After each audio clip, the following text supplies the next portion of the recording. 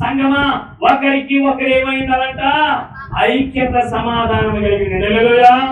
వారి స్థితి ఏదైనా కానివ్వండి, ఆర్థికంగా చితికిపోయిన వాళ్ళు కానివ్వండి, బలం రూపంగా పక్క చిక్కుపోయిన అయిపోయింది కానివ్వండి, కులము మతం భేదాలు లేకుండా సంఘంలో వారందరూ ఎలా ఉండాలంట ఐక్యత కాపాడుకుని స్తోత్రం కలుగును గాక. నీలో ఐక్యత లేకపోతే, నీలో ప్రార్థనా జీవితం లేకపోతే, దేవుని వాక్యానుసార నడక నీళ్ళు లేకపోతే కనుక పెట్టారా నీవు జీవితంలో శ్రద్ధ కలిగి ఏమి పొందుకోవాల్సిందో, శ్రద్ధ లేకపోతే ఏం కోల్పోతుందో జాగ్రత్త. శ్రద్ధ లేకపోతే కోల్పోతాం. 2వ తెలుగుతాంతాలు 29:11 వాకి తెరిచి నా కుమారులారా తనకు పరిచారకులైంది ధూపం వేయించుటకును తన సన్నిధిని పిలుచుటకును మనం పరిచయం చేయటకును యెహోవా మిమ్ములను ఏర్పరచుకున్నాడు కనుక మీరు అశ్రద్ధ చేయొద్దు. మనల్ని ఒక తండ్రి చెప్తున్నాడు కుమార్తె, ఆయన కుమారులారా మనల్ని దేవుడు దేనికి ఎన్నుకున్నాడు? పరిచర్యకి ఎన్నుకున్నాడు. ఆయన ధూపం వేయడానికి, ఆయన మందిరంలో సేవ చేయడానికి దేవుడు మనల్ని ఎన్నుకున్నాడు కనుక మీరు చేసే పరిచర్య ఎలా చేయండి? ఇంతగా చేయండి పరిచర్య. హల్లెలూయా. ఇది ఒక సేవకుని చెప్పే మాటే కాదు పిల్లరా.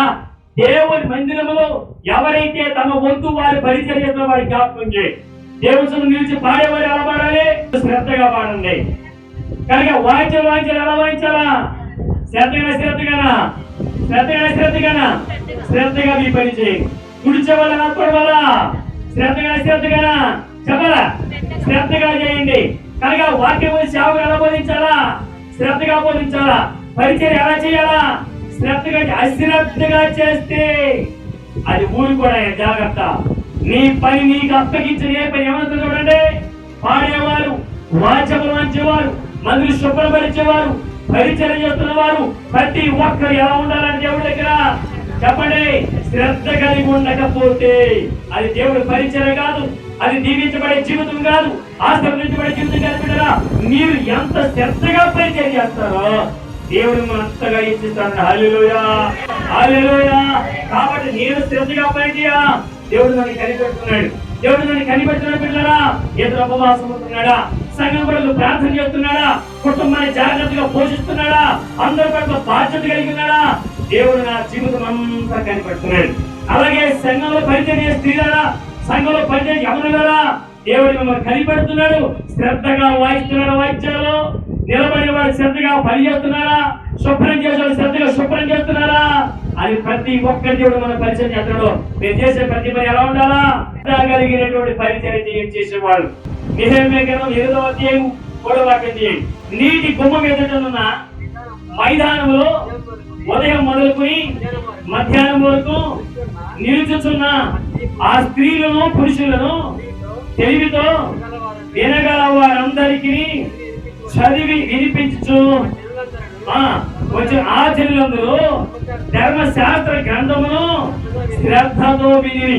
ఉదయం మొదలుకొని సాయంకాలం వరకు జనులందరూ నిలవబడి ధర్మశాస్త్రము శ్రద్ధగా విన్నారు. హల్లెలూయా. ఈ వాక్యము మీరు ఎంత శ్రద్ధగా ఎందుకు విన్నారంటే, ఇంతకు ముందు శ్రద్ధగా వినలేదు, ఒక నష్టం జరిగింది. మళ్ళీ నష్టం జరగకుండా ఏం చేస్తారంటే వీళ్ళు శ్రద్ధగా వింటున్నారు. ఒకసారి జారిపోతే రెండోసారి జాగ్రత్త వచ్చేది, ఒకసారి జారితే రెండో జాగ్రత్త వచ్చేది, ఒకసారి దెబ్బపడితే రెండోసారి జాగ్రత్త వచ్చేది. ఈ వాక్యానికి ముందు నేను కొంచెం 2 అడుగులు వెనక్కి వెళ్దాం. ఎలగలరా? మర్చిపోదు ఎలగలితే. వీరికి ఇంత శ్రద్ధ ఎందుకు వచ్చిందంటే, ఒకప్పుడు వీరికి ఏం లేదంట, అస్సలు శ్రద్ధ లేదు. అందుకని దేవుడు మొత్తం పీకేసాడు. ఆ పీకిని చూడ ఒకసారి వెనక్కి వెళ్దాం. ఓకేనా? ఇప్పుడు ఇది బాగుగా 5 రోజులు చెప్పగలరు మీరు. అది వెనక్కి వెళ్తే కనుక దావీదు దగ్గర మొదలు పెడదాం. దావీదు మహాధన సంపన్నుడు, మహాపరాక్రమం కలిగాడు, మహా చక్రవర్తి. రాజ్యాన్ని గొర్రెల మందనికి ఆశపడి ఏమయ్యాడు? ఒక పేద రాజు అయ్యాడు. ఏమంటే 5 ఏళ్ళు కాదు, ముష్టి 5 ఏళ్ళు చచ్చిపోతాడు కదా. ఈ 5 ఏళ్ళు పరిపాలన చేయడమే. రాజ్య పరిపాలన ఖచ్చితంగా లేవు. రాజ్య పరిపాలన బాగుండలా, వారి పరిపాలన చేయలేకపోతారు, పరిస్థితి అనుకోలేక లేవు. కాకి పెట్టారా 40 ఏళ్ళు రాజు అయ్యాడు. రాజ్యాన్ని తను కట్టుకున్నాడు, ప్రజలను నడిపించాడు, దేవుడు నడిపించాడు, తాను కోట కట్టుకున్నాడు. 40 ఏళ్ళు పరిచయం చేశాడు. ఎన్నారా? 40 ఏళ్ళు రాజు దావీదు. తర్వాత కొడుకు అప్పగించాడు. దావీదు రాజు కోటలు కడితే సొలొమోను కట్టిన కోట కూడా ఏ కోట వేశాడు? బంగారు కోట వేసేలాగా జీవించుకుంటాడు. ఇక్కడ వరకు బాగానే ఉంది. ఈ ఆఖరి రోజుల్లో ఈ సొలొమోను ఏం చేశాడంటే దేవుడు మాట వినలేదండి. 1000 మంది భార్యలు, 300 మంది ఎక్స్ట్రా సెటప్ ఉన్నది కదా. ఒకరితో చచ్చిపోతున్నాడు ఇక్కడ. ఎంతమందికి? 1300. 1000 ఒరిజినల్, 300 డూప్లికేట్. 1300 మంది భార్యలు ఇంటికి. ఆఖరికి ముసలి అయిపోయిన తర్వాత ఈ 1300 భార్యలు ఏం చేశారంట? ఇప్పుడు దాకా నువ్వు చెప్పినట్టు మేము ఉన్నాం కదా, ముసలి అయిపోయాగా, ఎవరు చెప్పినట్టుగా అని వాళ్ళు నచ్చినట్లుగా వాళ్ళు ఆరాధించే ఈ దేవుడిని ఆరాధించడం అనేసి వాళ్ళు నచ్చిందని ఆరాధించడం మొదలు పెట్టారంట. దాని సొలొమోను ఏం చేసేది? వెళ్ళి భార్యల మీద చచ్చిపోలేక ఏ ప్రేమ చచ్చిపోలేక చెప్పండి, ఒకలా ఇద్దరా 1300 మంది ప్రేమ చంపుకోలేక దేవుణ్ణి చంపేసుకున్నాడు. దేవుడు వదిలిపెట్టేసి ఏం చేశాడు? ఆ చెప్పిన గొప్పకేసాడు. దేవుడు అన్నాడు, ఒకటోసారి ఏలంపాట, వద్దు ఏమాక. రెండోసారి ఏలంపాట, సొలొమోను ఎలమాక. అయిపోయింది. దేవుడు కేసు కొట్టేశాడు. సొలొమోను రాజు ఉండడానికి లేదో కేసు కొట్టేశాడు. ఏలంపాటలో సొలొమోను ఫెయిల్ అయిపోయాడు, తాను పడుకోలేకపోయాడు. ఆ రాజ్యం వేరే చేతికి వెళ్ళిపోయింది. మనము ఇంకా అంతకంటే ఓపిచ్చుగా, ఇంకే పిచ్చుగా మంచి గిన్నె నెంబర్ 1 కాపు కాస్తుంది. ఓరగింది ఏ కాపు కాస్తుంది?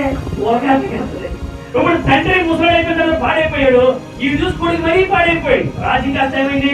సొలొమోను కాలంలో అంటమా పనివారు ఎవరో పని చేసే ఊడ్చేవారు, గొర్రెల కాపలా కాసేవాడు, అతని పట్టణంలో పని చేసేవారంట బంగారు పళ్ళతో ఫోన్ చేశారంట. రాజుగారు కొడుకులు, రాజుగారి కూతుళ్ళు ఏ బట్టలు వేసుకున్నారో ఆ పట్టణంలో ఉన్న వాళ్ళు ఏ బట్టలు వేసుకున్నాడంట? అంత మంచి బట్టలు మంచి పెట్టాడు సొలొమోను. సొలొమోను రాజ్యం అంత గొప్పది. తర్వాత ఏమైంది? దొంగ వేసిన తర్వాత దేవుడు తీసేసి ముక్కలు తీసేసి దాని మహిమ పోయింది. ఈలోగా నెబుకద్నెజరు రాజు వచ్చి ఈ రాజ్యాన్ని ముక్కలుగా తీసేసి బంగారం అంతా మూటగట్టి వెళ్ళిపోయాడు. వెళ్ళిపోతే గిఫ్ట్ ఇచ్చి వెళ్ళాడు. పాటలు పడగొట్టాడు, ఇల్లు పడగొట్టాడు, అగ్గుపొలకి తగలబెట్టి వెళ్ళిపోయాడు. ఆఖరికి దావీదు కన్నా ఆ మహాపట్నం సొలొమోను అయ్యమ్మ బంగారంతో బొదూకిపోయిన ఆ మహాపట్నం ఆఖరికి ఏమైందంట? సమాధాన పట్టణం అయిందంట. పరిపాలనలో శ్రద్ధ లేక, ఆసక్తి లేక, శ్రద్ధ లేక ఆ పట్టణం సమాధాన పట్టణం అయిపోయిందంట.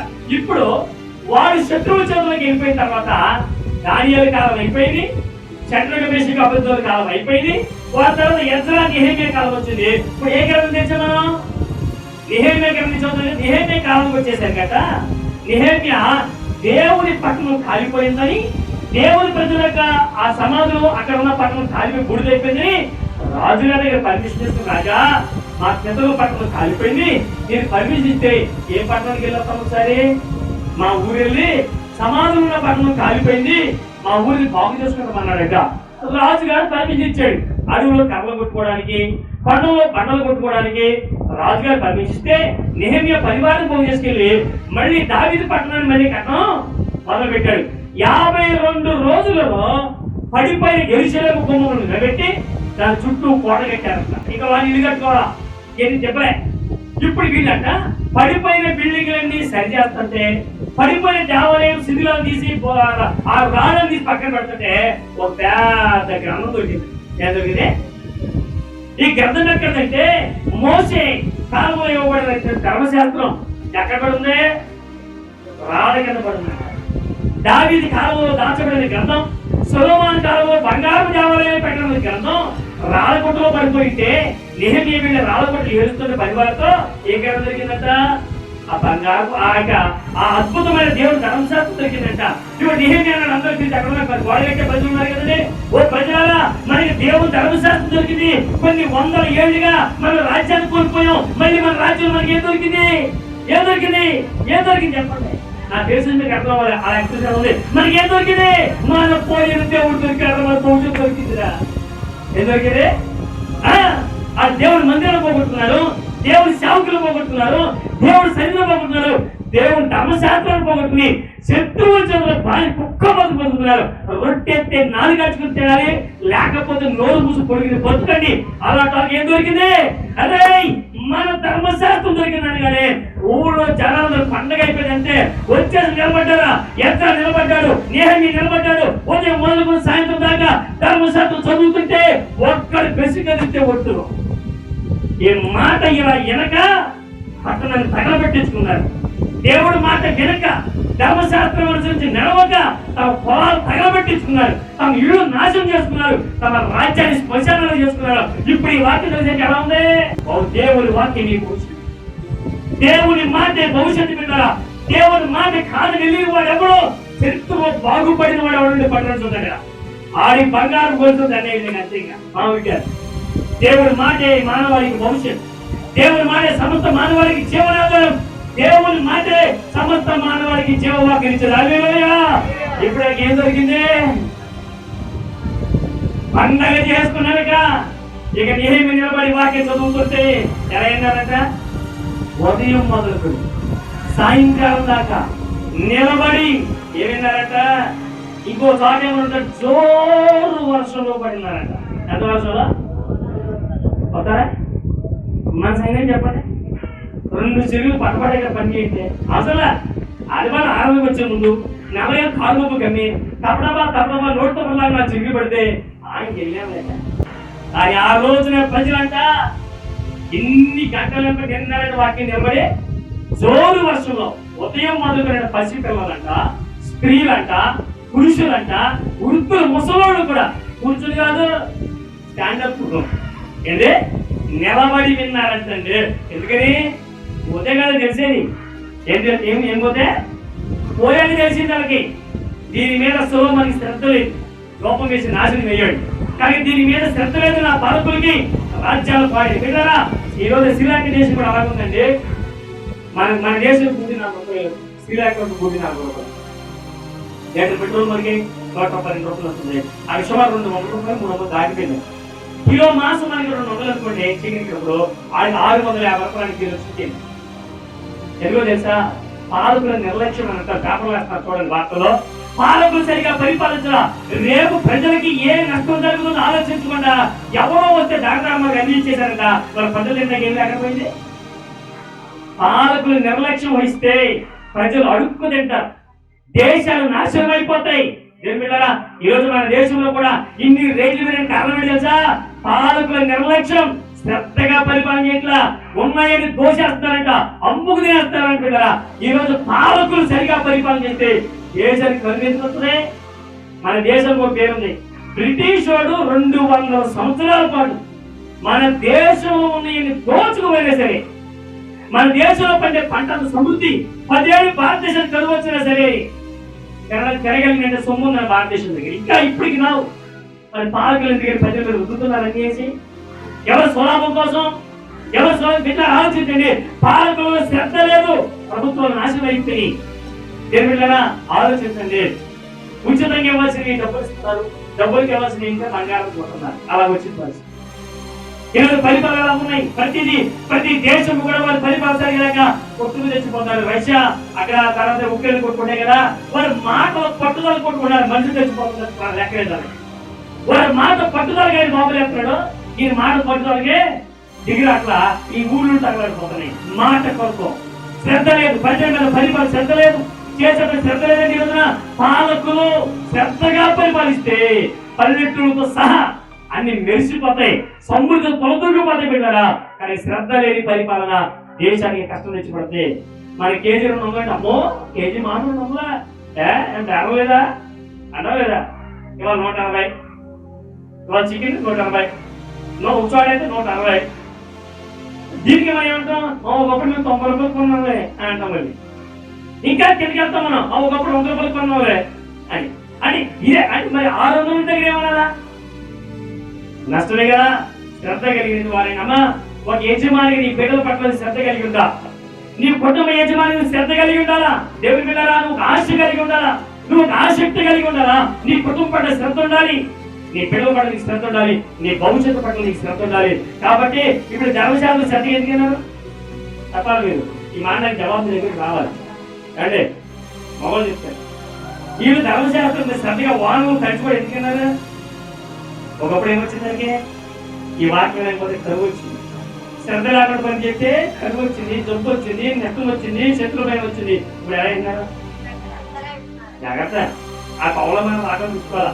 చిన్న పని ఏమైనా చేయండి. జాగ్రత్త. దేవుని మందిరంలో మీ దీపాలను పెట్టుకోండి.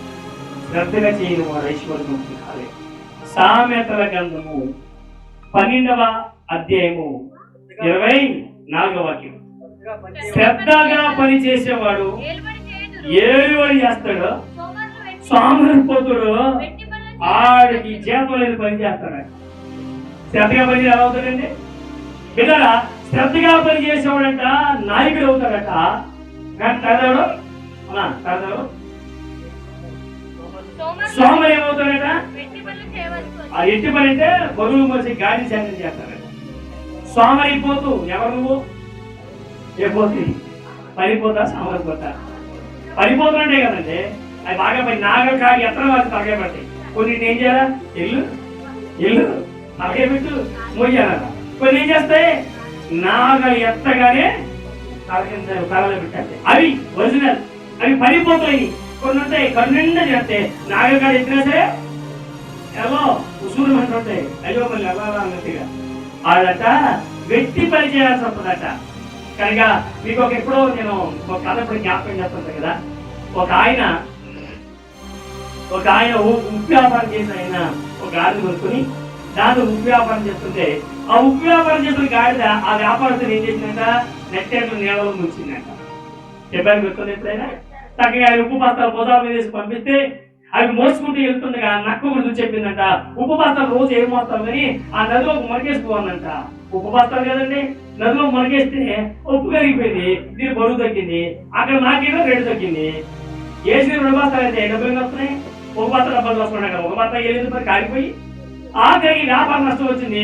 ఈ గాడినంట మరొకరికి అమ్మేశాడంట ఆయన. అంతే కదండి, నష్టం చేసింది గాడి. మరి ఉప్పుని కరగబెట్టి 2 బస్తాలు బస్తా ఉప్పు చేసింది, పంపించిన 2 బస్తాలు రాసుకుంటే అక్కడ ఒక బస్తా వెళ్ళేది, ఒక బస్తాలో పిలిచేవాడు. ఇదేంటి అంటే నష్టం వచ్చింది. ఎందుకు వచ్చింది తెలియదు, వ్యాపారం లాస్ వచ్చింది. అందుకని గాడిని అమ్మేశాడు. ఈ గాడిని ఈసారి బట్టలు మోసి ఆయన కొనుక్కున్నాడంట, బట్టలు ఆయన కొనుక్కున్నాడు.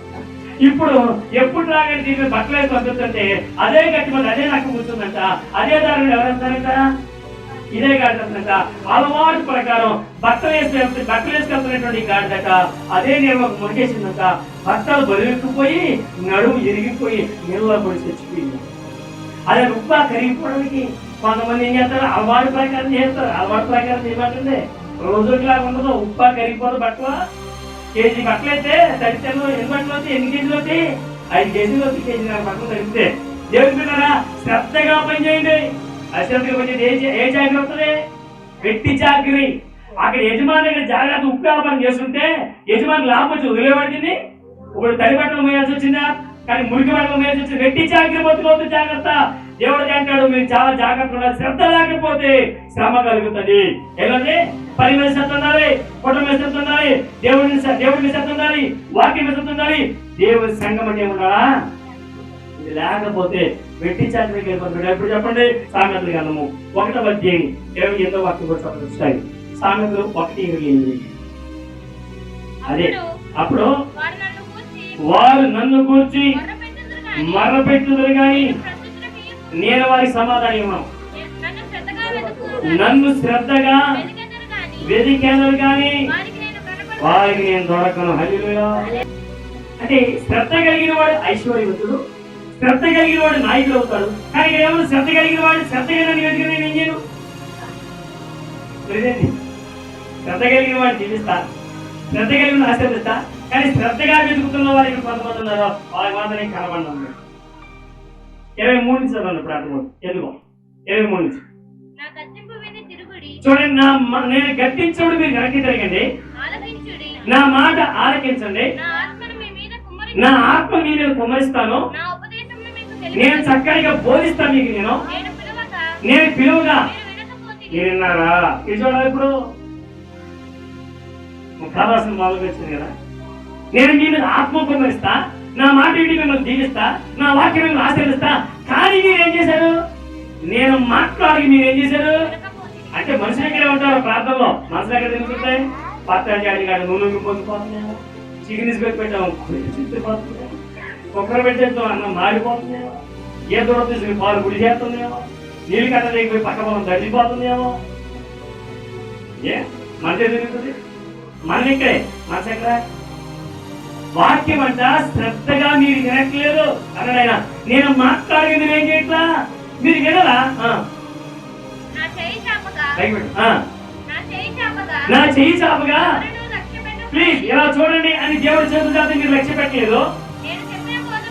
నేను బోధిస్తున్నప్పుడు మీరు సరిగా వినట్లేదు, మీరు వినక ఆత్మహత్య అన్నారు. నేను గర్తించగా మీరు లోపడలేదు. కాబట్టి ఇప్పుడు ఏమవుతుందంట? దేవుడి మాట విన్నవాడికి ఏమవుతుంది చెప్పండి? పిల్లవాడు చెప్తున్నారు, దేవుడి మాట విన్నవాడికి ఏమవుతుంది? దేవుడి మాట విన్నవాడికి ఏమవుతుంది? అపాయం వచ్చినప్పుడు అంటే మనం దేవుడి దగ్గరికి వెళ్తే అప్పుడు నేను నవ్వుతాను. మిమ్మల్ని చూసి మీకు భయం వచ్చినప్పుడు వెళ్ళిపోతారు కదా. భయము మీ మీద తుఫానులాగా వచ్చినప్పుడు, సుడిగాలి వచ్చినట్లు మీకు అపాయం కలిగినప్పుడు, దగ్గరికి మీకు కష్టము, మీకు ఏడుపును మీకు బాగా సమర్పించినప్పుడు నేను నవ్వుకుంటా బాగా. అప్పుడు వారు నన్ను గురించి మొదలుపెడతారు. చెప్పడం ఒకసారి హల్లెలూయా. ఎంత న్యాయం ఉంది ఆయన దగ్గర. ఆయన పిలిచినప్పుడు మనం ఏం చేయాలంట? బోధించినప్పుడు అంట, పిలిచినప్పుడు అని గద్దించినప్పుడు అప్పుడు అన్నాడు నీకు భయం వస్తుంది, తుఫాన్లోకి వస్తుంది, సుడిగాల్లోకి వస్తుంది, మీకు బాధ కలుగుతుంది, ఇవన్నీ మీరు ఇంట్లో కానీ మీ సమస్య వస్తాయి. అప్పుడు నా దగ్గర జరగదా? నేను అపహాసం చేస్తా. నా మాట అంటే మీకు అంత లెక్కలేదా? ఇప్పుడు నష్టం జరిగిందా? ఇదే జరుగుతుంది. నేను నీకు పిలిచా, ఈ నష్టపడుతుంది పిలిచా, ఈ వ్యాధి నుంచి మాట్లాడా, ఈ సమస్యతో నుంచి మాట్లాడితే నువ్వు నా మాట వినరా? రానే ఇప్పుడు నేనేం చేయను? ముళ్ళు ఏమంటారు? అది అందరూ కాల్చుతారు, అమ్మా కూర్చోమని అంటారు. ఇప్పుడు 2 పీకి నుప్పు లాగి నాకు ఉమ్ము రాసి వేడి చేస్తారు. ఇప్పుడు ఇంకా ఉప్పు వేస్తున్నాడు. మీరు ఏమంటారు? నేనేం చేస్తా? ఉప్పు వేసి వేడి చేస్తా అంతేనా? నేను ఇప్పుడు ఏం చేస్తా? వినమన్నా వినరా, గట్టించా, వెనక్కి తిరగరా, మీ మీద అపాయం వచ్చింది. ఇప్పుడు వస్తే నవ్వడం తప్ప నేనేమి, మీరు ఎంత శ్రద్ధగా నేను చేయలేక ఆపద రాని వచ్చింది కదా. ఆపద రాక మీకు మాట్లాడా, ఆపద రాక మునిపోయితో ముచ్చడిచ్చా, సమస్య మొత్తం ముందే చెప్పా. విన్నావా? చెవిచ్చావా? కళ్ళు ఇచ్చావా? చేతులు ఇచ్చావా? చేతులు బిజీ, చెవులు బిజీ, కళ్ళు బిజీ, అన్ని బిజీ. ప్రాంతం పోతాం ఆగ అన్ని బిజీ. దేవుడు అన్నదే నేను పిలిచిన వినకపోతే ఎట్లా? నీకు ముచ్చడించానే, పసిపిల్లడు మాట మాట్లాడనే, నేను ఉపదేశం చేశాను, నీకు విన్నావా? విననంటుంది కదా. అయ్యో ఇప్పుడు ఏమొచ్చింది? వచ్చిందండి. ఏమొచ్చింది? వచ్చింది. ఇప్పుడు సమస్యలు ఏమంటాం? ప్రభువా అన్ని నువ్వే తిట్టే పాటపడతాం. అన్ని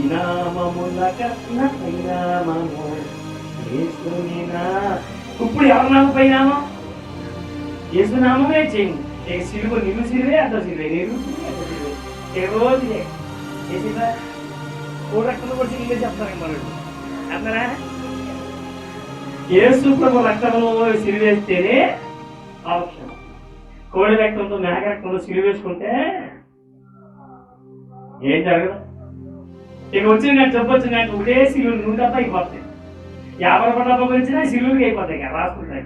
ఎవరంటే నేనేం సమయం ఇచ్చి నువ్వు వినంటున్నావు, నువ్వు లోపడనంటున్నావు, నువ్వు ఎంత ప్రార్థన చేసినా అది కాంటూ నేనేమి అలా పరిస్థితి తెచ్చుకోవడం అవసరం అంటారు మనకి.